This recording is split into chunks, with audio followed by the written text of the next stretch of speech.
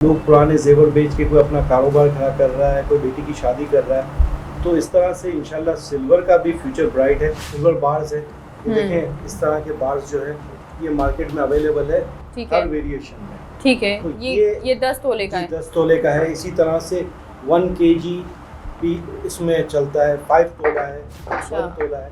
तो ये 1 kg का है। जी, 1 ये तो kg बहुत भारी है जी, ये हाफ kg हो गया। अच्छा, ठीक है। इसकी क्या प्राइस होगी ऑलमोस्ट? ये तकरीबन 10 तोला जो है आज जो रेट चल रहा है उस हिसाब से तकरीबन 78,000 के 78,000 का है। अच्छा सर, ये बताइएगा कि जो सोने की कीमतें इतनी ज़्यादा बढ़ रही हैं तो उसका क्या मार्केट पर इफ़ेक्ट हुआ है? क्या अब कस्टमर उसी तरह जिस तरह पहले आते थे कस्टमर, अभी उसी तरह कस्टमर आ रहे हैं?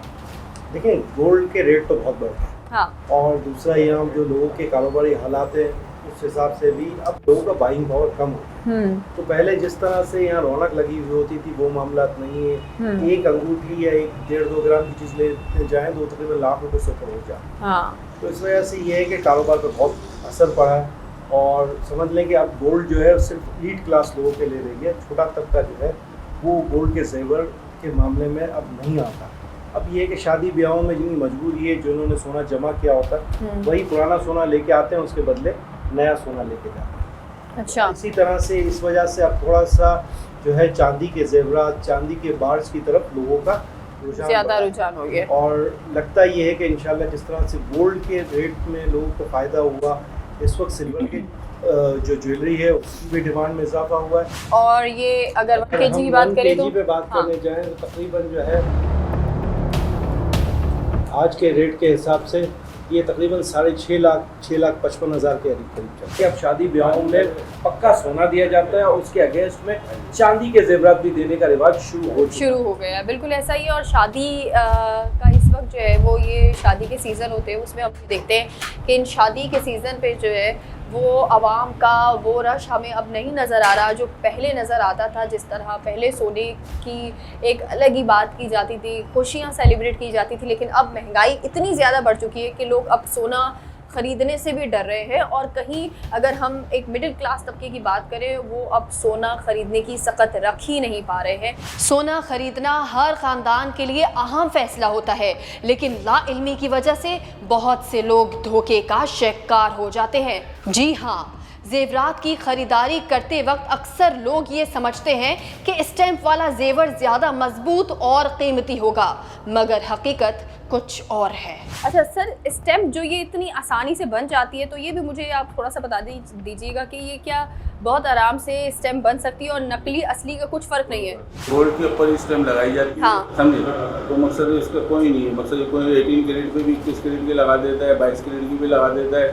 तो ये बेचारे जो शहरी होते हैं बेचारे उनको खासकर इस चीज़ का नुकसान है। ये इस वक्त मैं आपको बताऊं कि ये स्टैम्प है जी, जो कि बड़ी आसानी से जो है वो जब नए ज्वेलर्स हमें नज़र आते हैं, जो कुछ नए ज्वेलर्स होते हैं वो हमें इस तरह नज़र आते हैं कि उनकी वो किराए पर दुकान लेते हैं और उसके बाद जो है वो बैठ जाते हैं सोना बेचने के लिए। लेकिन उस पर सबसे बड़ी चीज़ ये होती है कि जब अब ऐसा कस्टमर आता है जिसको ज़्यादा नॉलेज नहीं है तो उसके बाद वो करते ये हैं कि 18 कैरेट के ऊपर जो है वो 21 कैरेट की 22 कैरेट की स्टैम्प लगा के उनको देते हैं। तो उसके लिए बहुत ज़्यादा ज़रूरी चीज़ है कि आप लोगों को नॉलेज होनी चाहिए कि ये स्टैम्प बनाना कोई ऐसा मुश्किल काम नहीं है, कोई भी बना सकता है। सबसे पहली चीज़ ये है कि आप लोग ये देखा करें कि कितना जो एक ज्वेलरी शॉप है वो कितनी पुरानी है, कब से वो चलती हुई आ रही है, ताकि आपके जो पैसे हैं, जो आपकी एक हलाल रोज़ी है वो आपके काम आ सके, ना कि वो ज़ाया हो। तो बराए करम आप लोग भी जो है वो इस चीज़ पर गौर किया करें। बाकी हुक्मरानों से हमारी अपील है कि बराए करम आप लोग जो है वो ये तमाम सोने की जो कीमतें हैं उसके ऊपर चेक एंड बैलेंस से लेकर सोने की प्योरिटी पर चेक एंड बैलेंस रखें। हम ये देखते हैं कि फूड डिपार्टमेंट वाले हैं, जिस तरह से हेल्थ डिपार्टमेंट वाले हैं, लेकिन कोई सोने के ऊपर है ही नहीं। कोई ये देखने के लिए नहीं है कि सोना प्योर है या नहीं है, मार्केट में सोना किस तरह से बिक रहा है। एक इदारा इदारा बनना चाहिए, एक डिपार्टमेंट होना चाहिए जो कम से कम इस तरह के जो फ्रॉड या मार्केट में आ जाते हैं उनके खिलाफ तो कोई एक्शन लें। जेवरात की खरीदारी के दौरान अक्सर खरीदार ये समझते हैं कि स्टैंप वाला जेवर ज्यादा कीमती होता है। हकीकत ये है कि जाली या स्टैंप वाले जेवरात में अक्सर सोने की मिकदार कम होती है, मगर वजन बढ़ाने के लिए अंदर खोखला डिजाइन या इजाफी जोड़ इस्तेमाल किए जाते हैं। खरीदार सिर्फ वजन देखता है, मगर ये नहीं जान पाता कि असल सोना कहाँ और कितना है। दुनिया के कई ममालिक में सोने के मयार को चेक करने के लिए कई सरकारी इदारे मौजूद हैं। हमारे यहाँ ये शोबा बगैर निगरानी के चल रहा है, जिसका फायदा चंद लोगों को और नुकसान अवाम को होता है। अगर आप दुनिया पर नज़र डालें ना, जो हमारे तरक्की याफ्ता मुल्क हैं, अरब कंट्रीज़ में है, यूरोप कंट्रीज़ में है, वहाँ पर बाकायदा तौर पर इदारे बने होते हैं जो गोल्ड को ज्वेलर शॉप पर जाकर विज़िट करते हैं। मंथली 3 मंथ 6 मंथ के अंदर किसी मार्केट के अंदर जाकर विज़िट करते हैं, उस शॉप से कुछ सैंपल्स उठाते हैं और उसको चेक करते हैं। अगर उसकी प्योरिटी 21 कैरेट या जो भी उसने उस पर लिखा हुआ है, 18 कैरेट या 21 कैरेट या 22 कैरेट जो भी उस पर मेंशन किया हुआ है, वो प्योरिटी नहीं होती तो उसको वार्न किया जाता है और उसका लाइसेंस जो है कैंसिल किया जाता है, उसका कारोबार जो है बंद कर दिया जाता है। पाकिस्तान के अंदर फेडरल गवर्नमेंट की तरफ से एक ऐसा इदारा बनाया जाए जो चेक एंड बैलेंस रखे प्योरिटी के ऊपर, मेयार के ऊपर, इन सब चीज़ों के ऊपर। और इस वक्त जो गोल्ड रेट बढ़ने से हमारा तबका जो बदहाली का शिकार हुआ है, माशी परेशानियों का शिकार हुआ है, तो उस पर भी नज़र रखे, चेक एंड बैलेंस भी हो और कंज्यूमर का भी फ़ायदा हो। ये आपने देखा होगा कि गलियों से जो है वो झाड़ू लगता है, लेकिन इस वक्त मैं आपको दिखा रही हूँ ये एक बड़ा यूनिक जो है वो कॉन्सेप्ट है, क्योंकि यहाँ पे जितने सोनार हैं वो काम करने के बाद जब यहाँ पर गलियों पे आते हैं तो उनके जो है वो हाथों में, कपड़ों पे सोना लगा रहता है और ये कोई और कर भी नहीं सकता। बल्कि यहाँ पर जो लोग हैं, लोकल्स हैं, वो यहाँ पर जो दुकानदार हैं वही इन लोगों को ठेका देते हैं। तो ये जो है उसके बाद ये झाड़ू लगा के इसको प्रोसेस करते हैं। इनसे पूछती भी हूँ मैं कि ये आखिर झाड़ू जो है वो किस तरह से लगा रहे हैं। ये बताओ, ये झाड़ू कितनी बार लगाते हो? ये तकरीबन 1-2 दफ़ा लगाते हैं दिन में। ये गली में 1-2 दफ़ा गली में लगाते हैं बस, उसके बाद ये इधर दिन में।